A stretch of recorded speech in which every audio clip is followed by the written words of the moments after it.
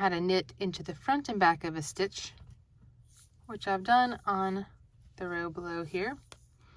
And you can see it leaves a little bit of a bar, and it increases by 1. So it will increase, and it also leans to the right, as you can see here.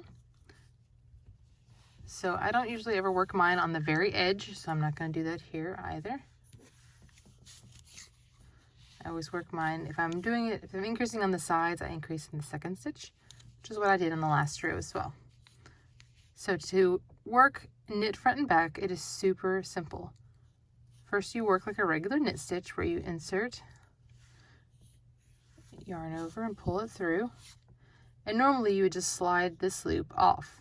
Instead, you're going to bring your needle towards you and around to the back and knit it again. So same thing, wrap the yarn the same way you normally would, bring it through, and now you're ready to slide off. So now you have 2 stitches where there once was 1.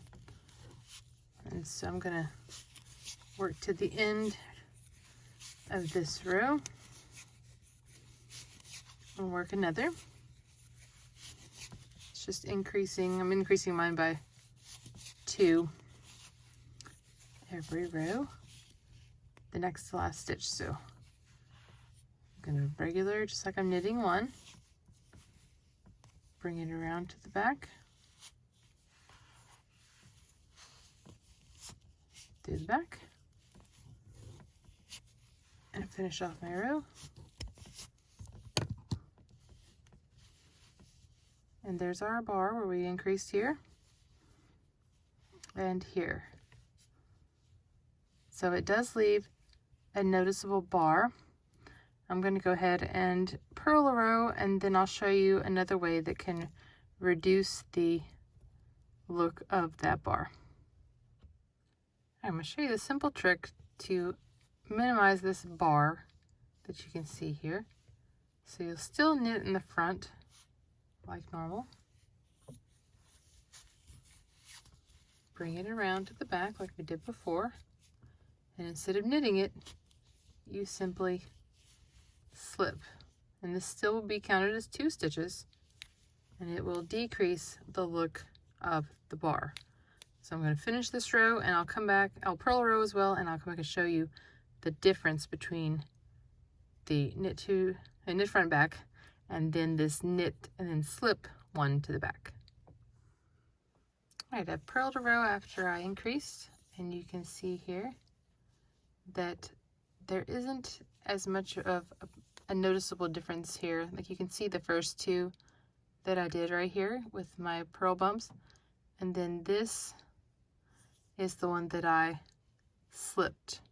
So if you pull it apart, you can see it, but really it hides a lot better. So if I was working, now that I know this trick, if I was working a knit front and back, unless it was decorative and meant to be these bars, I would work where I knit the front and slipped the back so that I avoided this bar in my work. When I started knitting, this was my go-to increase, and so I had these bars all the time when I was making, say, a sleeve or anything that needed to increase.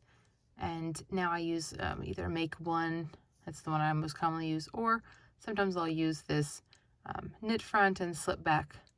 So either way, it's a great technique to have in your knitting arsenal, but it's not the most efficient way to make a stitch, although it is relatively easy to do. So hope you've enjoyed this knitting tutorial. Please subscribe for our weekly knit tutorial, and visit us at love.life.yarn.com for more than 180 free patterns. Thanks for watching. I'll see you next time.